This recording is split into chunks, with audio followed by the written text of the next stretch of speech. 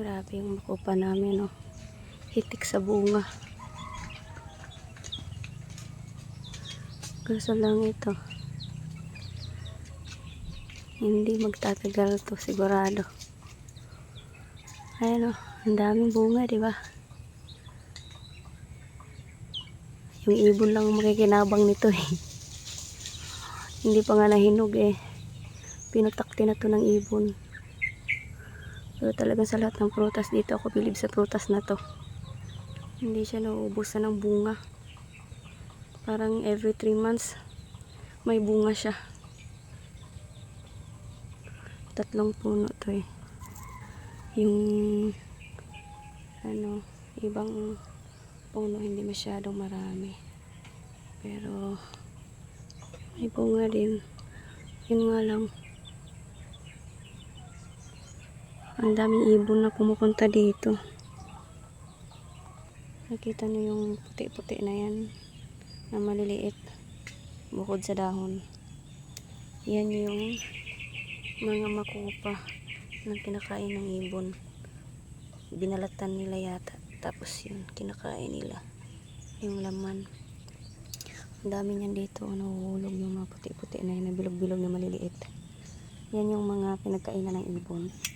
So hindi pa hinog, binabanata na nila. Dito sa kabilang banda ng sanga, ayan, puro bulaklak yan. Ayan, bulaklak. Diba, hindi pa namukadkad yung bulaklak niya. Yan, ang daming bulaklak. Puro bulaklak pa yan, oh. Ay, may pailan-ilan naman na bunga. Pero mas marami palang bulaklak na hindi pa namukadkad.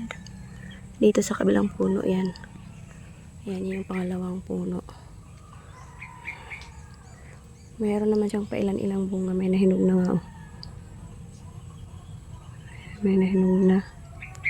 Pero mas maraming bulaklak pa kaysa nabuo ng bunga. Dito sa pangalawang puno, dito sa side na to, ayan, puro bunga yan. Ayan, puro bunga yan sa kabilang side ng punong ito. Sa pangalawang puno ito. Pag pupunta ka dito sa kabilang side, ayan, puro naman siya bulaklak, o diba? Ang galing niya. Puro bulaklak.